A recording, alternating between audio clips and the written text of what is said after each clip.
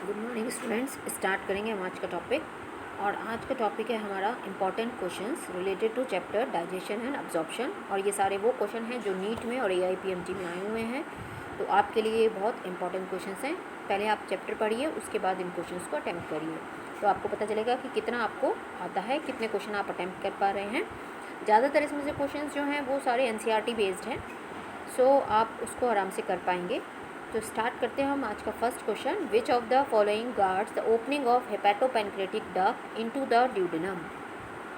तो कौन गार्ड करता है हेपेटोपेनक्रेटिक डक्ट जो है उसको ड्यूडेनम में ओपनिंग को। हेपेटोपेनक्रेटिक डक्ट यानी जो लिवर और पेनक्रियास से मिलकर कॉमन डक्ट बनती है और वो ओपन होती है ड्यूडेनम में, तो उसकी ओपनिंग को कौन गार्ड करता है।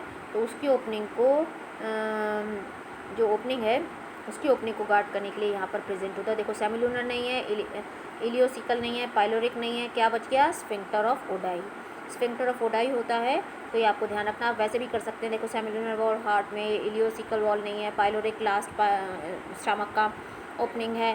सो इलियोसिका मीन्स इलियम और सिका की ओपनिंग है, तो यहाँ पर आप वैसे भी आप अंदाजा लगा सकते हैं अगर आपको पता है सब कहाँ प्रेजेंट है। तो स्फिंक्टर ऑफ ओडाई, ठीक है। ये क्वेश्चन नीट 2016 का क्वेश्चन है, नीट 2016 का क्वेश्चन है।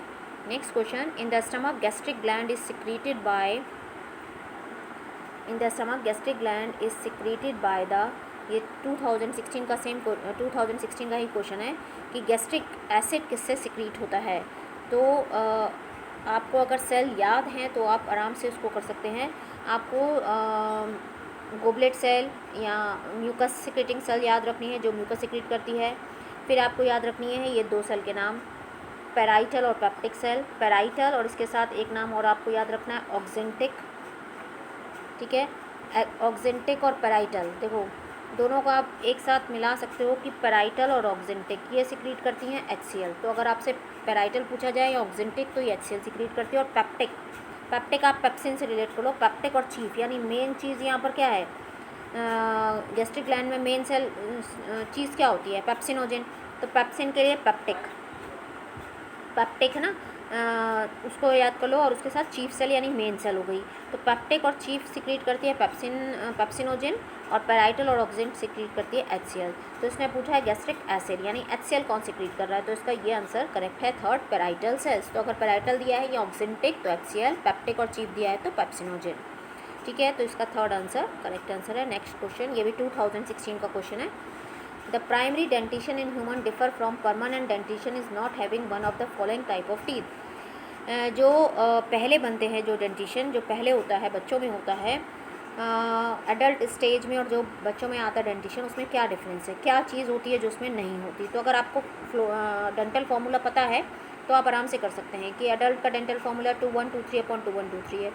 उसका अगर आपको पता है कि बच्चे में क्या होता है तो आप उसको आराम से कर सकते हैं। तो वहाँ पर ये प्री मोलर नहीं होते हैं, तो आपको ये ध्यान रखना है कि उसमें प्री मोलर नहीं होते। 20 टीथ होते हैं खाली, 10 ऊपर और 10 नीचे, यानी उसके अंदर प्री मोलर्स नहीं होते हैं। तो ये आपको ध्यान रखना है। तो थर्ड आंसर यानी प्री मोलर करेक्ट है, जो AIPMG 2015 में पूछा है। Next question, the enzyme that is not present in succus entericus, the enzyme that is not present in succus entericus is. अब आपको पता होना चाहिए कि सकस एंटेरिकस क्या होता है। तो सकस एंटेरिकस जो है वो है इंटेस्टाइनल जूस का नाम। अगर इंटेस्टाइनल जूस को हम सकस एंटेरिकस भी बोलते हैं। तो सकस एंटेरिकस में क्या नहीं प्रेजेंट, देखो लाइपेस नॉट प्रेजेंट है, ठीक है, लाइपेस भी प्रेजेंट है, माल्टेज, न्यूक्लियसेस और न्यूक्लियोसाइडेज। माल्टेज भी प्रेजेंट है, न्यूक्लियोसाइडेसिस भी प्रेजेंट है, पर न्यूक्लियसेस नहीं है, क्योंकि न्यूक्लियसेस मतलब जो न्यूक्लिक एसिड को ब्रेक डाउन करता है। न्यूक्लिक एसिड को ब्रेक डाउन पहले न्यूक्लिक एसिड का ब्रेक डाउन होता है किसमें, न्यूक्लियस करता है किसमें, न्यूक्लिक एसिड का ब्रेक डाउन न्यूक्लियस करता है पहले न्यूक्लियोसाइड्स में, न्यूक्लियोटाइड्स में पहले, ठीक है। फिर न्यूक्लियोटाइड्स को न्यूक्लियोसाइड में कन्वर्ट करेगा। तो ये जो न्यूक्लियोसाइडेज एंजाइम है, जो न्यूक्लियस एंजाइम है, ये पेनक्रेटिक जूस में होगा, ये सकस एंटेरिकस में नहीं होगा। तो इसका ये आंसर यानी थर्ड वाला न्यूक्लियसेस ये करेक्ट है कि ये सकस एंटेरिकस में नहीं होता, क्योंकि ये पेनक्रेटिक जूस में प्रेजेंट होता है, ठीक है। यही होता है जो इसको न्यूक्लियोटाइड्स में कन्वर्ट करता है। Next question, gastric juice of infant contents, बच्चों के गैस्ट्रिक जूस के अंदर क्या क्या प्रेजेंट होता है। तो देखो उसमें रेनिन होता है, जो कि रेनिन जो है वो क्या काम करता है, रेनिन का फंक्शन है मिल्क प्रोटीन को डाइजेस्ट करना। तो रेनिन प्रेजेंट है, तो अब देखते हैं हम रेनिन है और कहाँ पे पूछ रहा है, ये गैस्ट्रिक जूस में। तो एमाइलेज तो गैस्ट्रिक में होता नहीं है, तो ये गलत हो गया। फिर यहाँ पर आ गया माल्टेस, माल्टेस भी नहीं होता। फिर न्यूक्लियस पेप्सिनोजेन एंड लाइपेज, और न्यूक्लियस भी नहीं होगा। तो फिर बच गया हमारे पास पेप्सिनोजेन, लाइपेज एंड रेनिन। तो पेप्सिन तो होता है स्टमक के अंदर पेप्सिन भी प्रेजेंट होता है, यानी पेप्सिनोजेन होता है, लाइपेज भी होता है, और तीसरा हो गया रेनिन। तो ये आप इससे अंदाज़ा लगा सकते हो। आपको पता होगा अगर आपने पढ़ा है पूरा चैप्टर ध्यान से कि पेप्सिनोजेन भी और रेनिन भी होता है, पर उसमें रेनिन जो है वो मिल्क प्रोटीन के डाइजेशन में हेल्प करता है, और लाइपेज भी प्रेजेंट होता है स्टमक के अंदर। तो इसका 4th ऑप्शन करेक्ट है। नेक्स्ट क्वेश्चन, ये AIPMT 2015 का क्वेश्चन है, AIPMT 2015 का क्वेश्चन है। Next, the initial step in digestion of milk in humans is carried out by. तो इनिशियली जो है वो मिल्क का डाइजेशन कौन करेगा इन्फेंट्स में, रेनिन करेगा। तो अभी हमने यहाँ देखा है, तो इसका 3rd ऑप्शन करेक्ट ऑप्शन है, रेनिन। और ये क्वेश्चन एक बार और रिपीट हुआ है AIPMT में ही, तो ये इंपॉर्टेंट क्वेश्चन है, ध्यान रखना है आपको। विच of the following term describe human dentition, ये नीट 2018 का क्वेश्चन है कि डेंटिशन ह्यूमन बीइंग के अंदर कौन कौन सा होता है, कौन सा जो टर्म है वो डेंटिशन वाली वो करेक्ट है। तो ह्यूमन बीइंग के अंदर जो डेंटिशन होता है वो थीकोडोंट होता है, डाइफायोडोंट होता है, हेट्रोडोंट होता है। ये आपको पता है कि थीकोडोंट होता है यानी थीका सॉकेट में होते हैं जॉ बोन के। डाइफायोडोंट, ये 2 बार आते हैं टीथ, एक मिल्क टीथ एक परमानेंट टीथ। हेट्रोडोंट 4 टाइप्स के डिफरेंट टाइप के टीथ होते हैं, incisor, canine, premolars and molars. तो 4 डिफरेंट टाइप हो गए, थीकोडोंट, डाइफायोडोंट एंड हेट्रोडोंट। तो देखो फर्स्ट हेट्रोडोंट, थीकोडोंट, डाइफायोडोंट, तो फर्स्ट ऑप्शन इसका करेक्ट ऑप्शन है। तो आप आराम से कर लेंगे, बाकी ऑप्शन आपको पढ़ने की जरूरत ही नहीं पड़ेगी, क्योंकि यहाँ पर हेट्रोडोंट भी होते हैं, थीकोडोंट भी होते हैं और डाइफायो भी होते हैं, प्लूरो नहीं होते और होमो नहीं होते। तो बाकी सारे ऑप्शन गलत हो गए। Next, fructose is absorb into the blood through mucosal cell of intestine, ये AIPMT 2014 का क्वेश्चन है। तो अगर आपने पढ़ा है पूरा चैप्टर तो उसमें है फ्रक्टोज के लिए स्पेसिफाई किया है कि फ्रक्टोज का अब्जॉर्प्शन फैसिलिटेटेड डिफ्यूज़न के थ्रू होता है।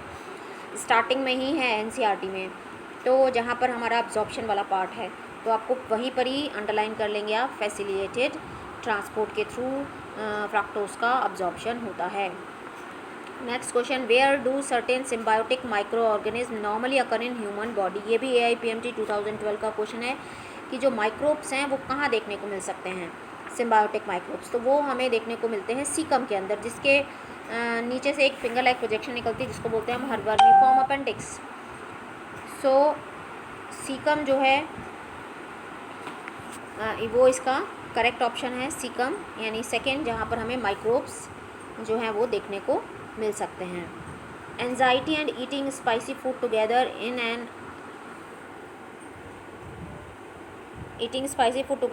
In an otherwise normal human में lead to.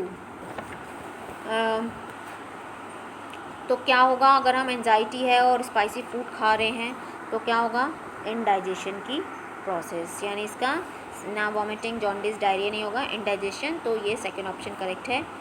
Next question, which one of the following enzyme carries the initial step in the digestion of milk in human. देखिए वापस repeat हो गया ये question, और अभी हमने किया था ये क्वेश्चन, तो ये बहुत इंपॉर्टेंट है। जो क्वेश्चन बार बार रिपीट हो रहे हैं, रेनिन, मिल्क डाइजेशन, रेनिन, ठीक है, इनिशियल स्टेज में बोल रहा है ये। 2 friends are eating on together on a dining table. One of them suddenly start coughing while swallowing some food. The coughing would have been due to improper movement of, ये AIPMT prelims का 2011 का question है। सो किसकी वजह से हो रहा है ये, आपको पता है कि जैसे ही ज़रा सा भी खाना अगर हमारे विंड पाइप में जाएगा तो उसी टाइम खांसी आना स्टार्ट हो जाती है। तो उसको कवर करने के लिए कौन होता है वहाँ पे, एपिग्लॉटिस। और कई बच्चे यहाँ पे कंफ्यूज होंगे डायफ्राम से, उसमें हिकअप्स आते हैं बेटा। एपिग्लॉटिस अगर का मूवमेंट थोड़ा सा भी हुआ तो ज़रा सा भी फूड अगर अंदर गया तो आपको कफिंग होना स्टार्ट हो जाएगी। Next question, which one of the following correctly represent the normal adult human dental formula. तो ये आपको तो याद होना चाहिए, स्टार्टिंग यहीं से है चैप्टर में। 2123/2123। अगर आपको याद है तो आप इजीली उसको सबसे पहले टिक करेंगे। फर्स्ट ऑप्शन करेक्ट ऑप्शन है 2123/2123, यानी 16 टीथ ऊपर होते हैं और 16 नीचे। तो जो फर्स्ट ऑप्शन है वो करेक्ट ऑप्शन है, ये नीचे वाला नहीं है। फर्स्ट ऑप्शन इसका ये वाला करेक्ट ऑप्शन है 2123/2123। ठीक है। Incisor, canine, pre molars and molars, इसको ये कितने हो गए 8 मल्टीप्लाई बाई 2, 8/8 मल्टीप्लाई बाई 2, तो 16/16 कितने हो गए 32। ठीक है। Next question, one of the constituents of the pancreatic juice which poured into the duodenum in human is, जो ड्यूडेनम में डाला जाता है तो ड्यूडेनम के अंदर कौन सा एंजाइम प्रेजेंट है। तो यहाँ पर स्टूडेंट ये जो है टू द ये ड्यूडेनम है, यहाँ पर ये जो है यहाँ पर ड्यूडेनम है ये। ठीक है। तो ड्यूडेनम में जब पोर किया जाता है तो वहाँ पर कौन सा एंजाइम ह्यूमन में प्रेजेंट है। तो आपको यहाँ पे देखना है, देखो कौन कौन से एंजाइम्स प्रेजेंट होते हैं ड्यूडेनम के अंदर। पेनक्रिटिक जूस के, ये बात ध्यान रखनी है, पेनक्रिटिक जूस के। सो पेनक्रिटिक जूस के कौन से एंजाइम है जो वहाँ पर प्रेजेंट है। तो यहाँ पर देखो ट्रिप्सिन पे मार्क करेंगे तो गलत हो जाएगा, ट्रिप्सिनोजिन के फॉर्म में होता है, यानी इनएक्टिव फॉर्म में होता है, जिसको एंट्रोकाइनेस कन्वर्ट करता है ट्रिप्सिन में। तो ट्रिप्सिनोजिन वहाँ पे प्रेजेंट है, तो इसका थर्ड ऑप्शन करेक्ट ऑप्शन है। ये कंफ्यूजिंग करने के लिए दिया है ट्रिप्सिन और ट्रिप्सिनोजिन, काइमोट्रिप्सिन भी। So next, if for some reason are goblet cells are non functional this will adversely effect. अगर गोबलेट सेल फंक्शन नहीं करेंगी तो क्या होगा। अभी हम पढ़े थे कि गोबलेट सेल्स क्या करती हैं, म्यूकस को सिक्रीट करती हैं, और जिससे फूड जो है वो अंदर की तरफ सारा म्यूकस रहेगा, जिससे फूड फिसलता हुआ जो है वो पास ऑन होता है। पर अगर गोबलेट सेल नहीं होगी तो म्यूकस सिक्रीट नहीं होगा, जिससे फूड फिसलता हुआ नहीं जा सकता। तो स्मूथ मूवमेंट नहीं होगा, फर्स्ट ऑप्शन ये हमको करेक्ट दिख रहा है, smooth movement of food down the intestine, down the production of smooth movement of food down the non functional, क्या फंक्शनल नहीं होगा तो ये नहीं होगा, smooth movement of food down the intestine. So इसका फर्स्ट ऑप्शन करेक्ट ऑप्शन है। Next question, carrier ion like sodium facilitate the absorption substances like. Sodium जो है वो किसके अब्जॉर्प्शन को फैसिलिटेट करते हैं, तो ये ग्लूकोज एंड अमीनो एसिड, ये ग्लूकोज और अमीनो एसिड ये अब्जॉर्प्शन में दिया हुआ है, ग्लूकोज और अमीनो एसिड के ये सेकंड ऑप्शन करेक्ट हो गया, ग्लूकोज एंड अमीनो एसिड के अब्जॉर्प्शन में हेल्प करते हैं, ये भी एनसीईआरटी का है। If for some reason the parietal cell, next question, if for some reason the parietal cell of the gut epithelium become partially non functional what is likely to happen. तो यहाँ पर parietal cell आ गया, means parietal cell अगर block हो गई है, function नहीं कर रही है, तो मीन्स क्या सिक्रीट नहीं होगा। अगर पैराइटल सेल नहीं है तो पैराइटल सेल क्या सिक्रीट करती है, अभी हमने डिस्कस किया HCl, और वो HCl ही कन्वर्ट करता है किसको, पेप्सिनोजिन को पेप्सिन में। तो यहाँ पर देखते हैं हम फंक्शन कौन कौन से हैं। So the pH of the stomach will fall abruptly, the pancreatic enzymes and especially the trypsin and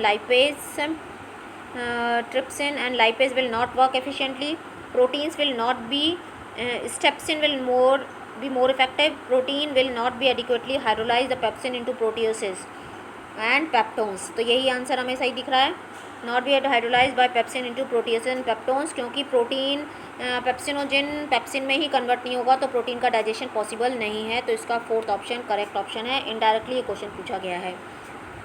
jaundice is the disorder of, jaundice किसका है, डाइजेस्टिव सिस्टम का डिसऑर्डर है, एक्सक्रीटरी का नहीं है, स्किन एंड आई का नहीं है, डाइजेस्टिव सिस्टम का डिसऑर्डर है। तो इसका थर्ड ऑप्शन करेक्ट ऑप्शन है, digestive system. When breastfeeding is replaced by less nutritive food, low in protein and calories, the infants below the age of 1 year are likely to suffer from। देखिए यहाँ पर गड़बड़ कर सकते हैं कि 1 year से छोटा बच्चा जब होता है और उसमें अगर प्रोटीन डेफिशिएंसी होगी तो उसको क्या होगा, मरेस्मस, ठीक है, और बड़े होंगे तो क्या होगा, क्वाशियोर। तो इसका फोर्थ ऑप्शन करेक्ट ऑप्शन है, marasmus. Next, as young infant baby feeding entirely on mother's milk, which is white in color, but the stool which the infant passes out is quite yellowish. What is the yellow color due to? जो बच्चा है छोटा वो milk feed लेता है breast feeding से, but उसका जो स्टूल होता है, जो एक्सक्रीटा होता है, वो येलोइश कलर का होता है। तो वो किसकी वजह से होता है? तो स्टूडेंट वो बाइल पिगमेंट्स की वजह से होता है, pass through the bile juice, जो बाइल पिगमेंट पास होते हैं उसकी वजह से उसका कलर येलो होता है। तो ये आपको ध्यान रखना है।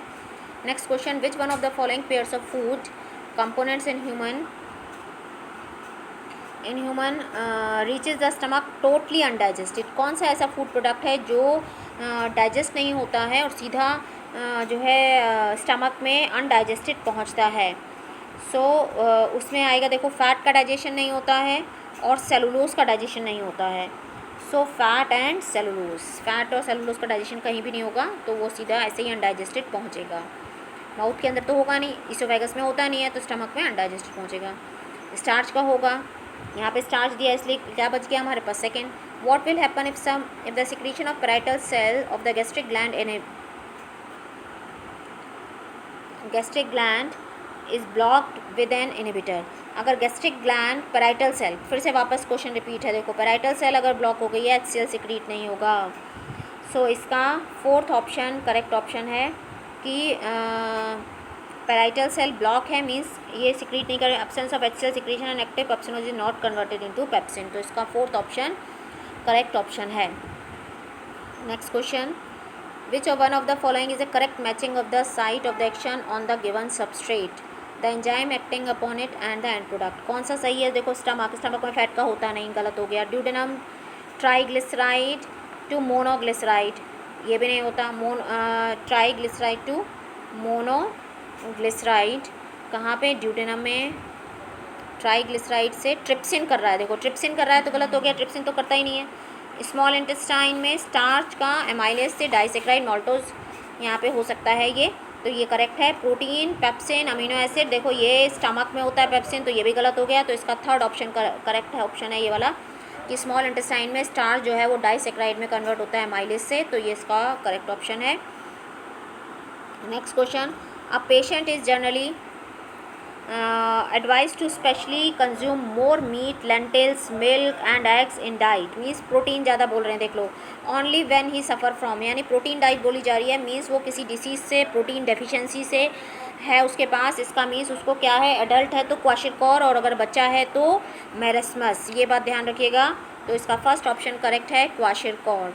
तो ये सारे स्टूडेंट इंपॉर्टेंट क्वेश्चन हैं जो AIPMT और नीट में आए हुए हैं, तो ये आप एक बार अगर आपने पढ़ लिए हैं, जो भी गलत हुआ है आप उनको दोबारा से रिवाइज कर लीजिए।